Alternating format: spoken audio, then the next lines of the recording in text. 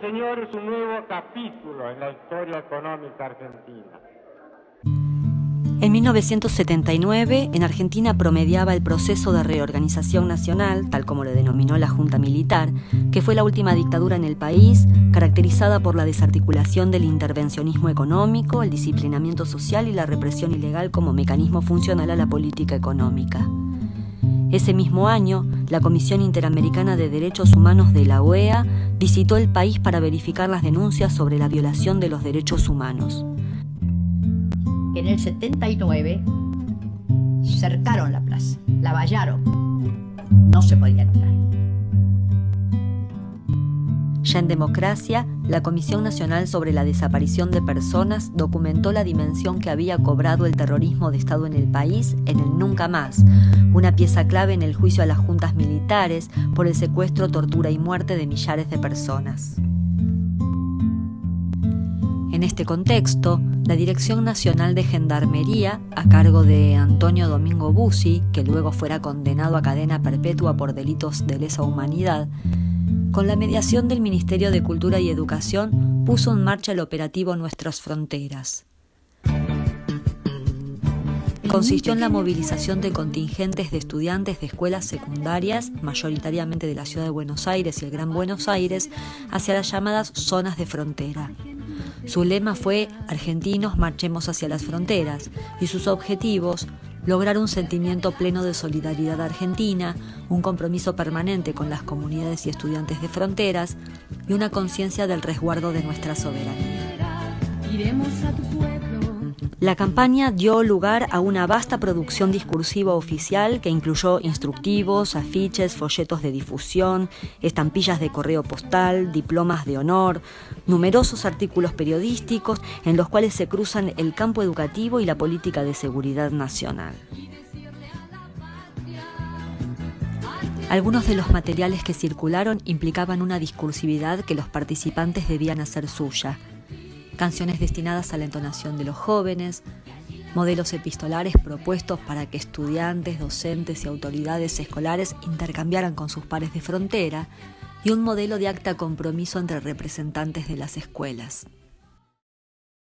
Estos materiales, analizados en el marco teórico-metodológico del análisis del discurso, desde los géneros discursivos, sus formas estilísticas, los tópicos y las escenografías que se proponen, dan cuenta de que el operativo Nuestras Fronteras consistió en una política pública de seguridad interna, de control social, que operó una intervención glotopolítica a través del control de la discursividad.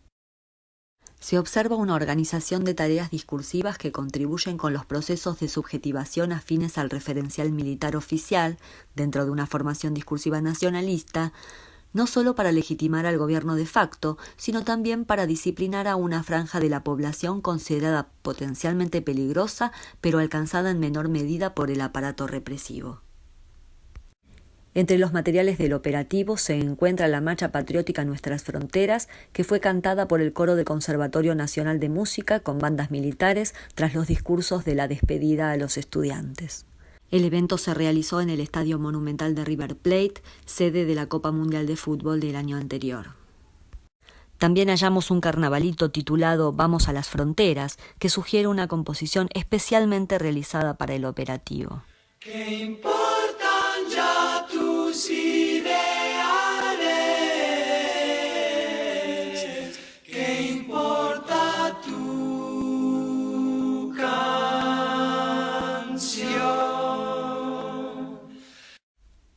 Hacia mediados de la década de 1970, en torno al rock argentino los jóvenes contaban con una identidad construida sobre prácticas, memoria, símbolos. El estatus político de su música se observa en la construcción de un discurso contracultural que critica la superficialidad de la sociedad de consumo y el autoritarismo. El hecho de que las formas genéricas promovidas para el canto de los adolescentes fueran una marcha y un carnavalito resulta significativo. Lejos de corresponderse con un criterio etario y regional que implicaría la música más escuchada por la juventud de Buenos Aires, se adoptan formas propias del ámbito castrense y del folclore nacional.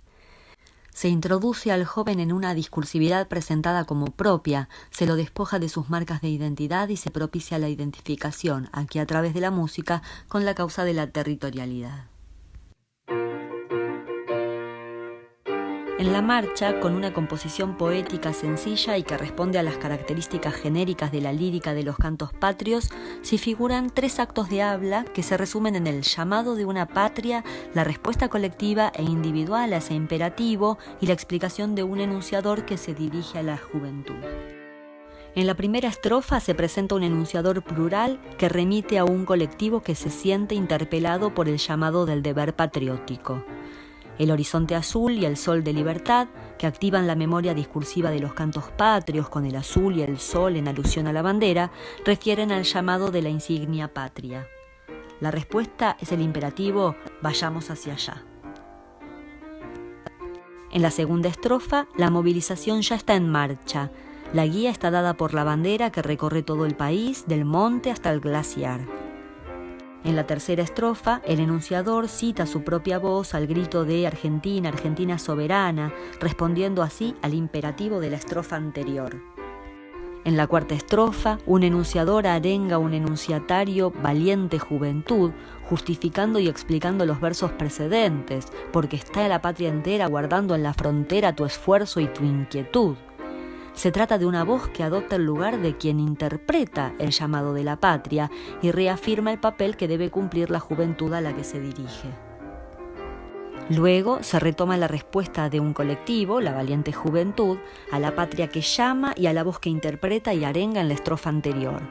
Es un juramento de defensa del territorio y la jura se completa con una advertencia a aquellos que osen hollar el suelo nacional. De este modo, en la marcha, los campos léxicos prototípicos del género discursivo marcha patriótica, bandera, suelo, patria, próceres, juramento, se reúnen en pos de una escenografía de doble arenga dirigida a los jóvenes, tanto por sus pares como por un enunciador que justifica la movilización. Se ponen en escena entonces 3 actores distintos, la patria como de locutor, la juventud como enunciador primero y como enunciatario después, y un enunciador último que, en concordancia con los demás textos de difusión, puede ser comprendido como el artífice de fondo que interpreta los intereses, objetivos y necesidades. La intertextualidad con los folletos de difusión del operativo permite inferir que se trata del rol que se arroga la Gendarmería Nacional. En el caso del carnavalito, las primeras 3 estrofas se construyen en forma de diálogo entre niños de puntos remotos del país. El tema es la movilización de una frontera a otra que lleva a unir los colores del paisaje de cada lugar. Las 5 estrofas siguientes completan la escenografía de la arenga en un imperativo colectivo en primera persona de movilización hacia distintas provincias, caracterizadas en metáforas alusivas, por ejemplo, Misiones, donde la selva late por todas sus arterias de yerba mate. El estribillo corona el reclutamiento, todos a las fronteras uniendo manos, con la función simbólica de establecer lazos de hermandad. Y la estrofa final completa la explicación. Somos hermanos porque la patria es la madre, erguida y bella, entera y soberana. Evidentemente aquí no se habla de una soberanía popular, política, sino que el sintagma cristalizado de la patria soberana remite a la memoria discursiva nacionalista, independentista de la época de la colonia española, luego retomada en la discursividad que pone en juego la confrontación entre naciones, la soberanía territorial. En los instructivos destinados a los suboficiales de enlace para la organización del operativo, se estipula insistir sobre la redacción de correspondencia. Se dan indicaciones sobre cuándo debe iniciarse e incluso se dispone que se certifiquen los intercambios. A estos fines fueron elaborados modelos epistolares. La correspondencia es el género discursivo que viene a colaborar, a partir de un intercambio directo, con el reforzamiento de la integración simbólica que caracteriza a la comunidad grande y diversificada nacional. En cuanto a la escenografía, en el caso del modelo director de Buenos Aires al director de Escuela de Frontera, el enunciador es presentado como director y particularmente como parte o representante del conjunto institucional escuela. El vínculo construido, que podemos considerar institucional, con un enunciatario que es figurado como colega, da lugar también a un enunciador individual caracterizado por la cordialidad y por el deseo de estrechar una relación fundada en los lazos profesionales, pero también en el espíritu patriótico. En el caso de la epístola dirigida a la maestra de la Escuela de Frontera, primero cabe resaltar una cuestión de género. La docencia es representada como una tarea femenina. En este caso, el enunciador docente habla desde un posicionamiento individual. Las marcas de subjetividad muestran no solo el carácter cordial, sino también una fuerte identificación con las bases del operativo. Así se expresa la voluntad de estrechar lazos espirituales mediante el contacto epistolar. La carta, en este sentido, es concebida como un vehículo de conocimiento y para ello la forma soy abre un párrafo para la propia descripción. Si bien se utiliza la forma usted en espero pronto su contestación, el tono de la carta busca generar una disposición intimista, de mujer a mujer, como una esperanza de amistad femenina. De este modo se construye un enunciador femenino cargado por la voluntad, el interés y el deseo como modalidades con las cuales se debe identificar quien completa los renglones en blanco, guiado por una meta de unión nacional. En el caso de la correspondencia entre alumnos, el enunciador se presenta como un estudiante de escuela secundaria, se habla de año y no de grado. Sin embargo, esto contrasta con el diminutivo de mi querido amiguito. El vocativo muestra la construcción de un enunciatario pueril, pero además está figurando un enunciador capaz de pronunciar esas palabras de dudosa correspondencia con el cronolecto de estos jóvenes. Se afirma así una representación infantilizada, asociada a la inocencia, también presente en los folletos de difusión del operativo. Por otra parte, el sintagma mi querido amiguito pone en evidencia la artificialidad del vínculo que se pretende representar, presuponiendo una relación de amistad. La simulación del escribámonos como si fuésemos amigos se hace extensiva a los efectos que se esperan del intercambio. En el plan de actividades del operativo se consigna, entre otras acciones, la firma de acta institucionalizando el padrinazgo de escuelas. Esta asume la forma contractual por su estructura y por cierta fraseología en la cual las partes contratantes se comprometen a cumplir con las obligaciones estipuladas en las cláusulas, probadas en un instrumento firmado y ante testigos. Ahora bien, como contrato, su valor jurídico es discutible tanto por la falta de autonomía de voluntad de los firmantes como por el objeto de los contratos, dado que se contemplan prestaciones como el afecto y la amistad. Por otra parte, la prenda estipulada como garantía refuerza la invalidez jurídica y la preeminencia del orden simbólico, porque empeñan su dignidad, honor y prestigio. En realidad, asistimos a declaraciones y compromisos de índole simbólica, como se ve en la expresión de la adhesión a los principios del operativo, la salvaguardia de la integridad de la patria y la preservación de la soberanía. Una vez más, se remite al criterio de la territorialidad colocando el foco en la seguridad externa, pero también aparece otro objetivo, la plena solidaridad y concordia entre todos los miembros de la gran familia argentina. De este modo, subyace la preocupación acerca de la seguridad interior, dado que plantear la concordia como meta implica la reacción ante un estado de contienda interior. En suma, si bien el acta compromiso adopta las formas genéricas contractuales, no llega a formularse un contrato más que como una escenografía.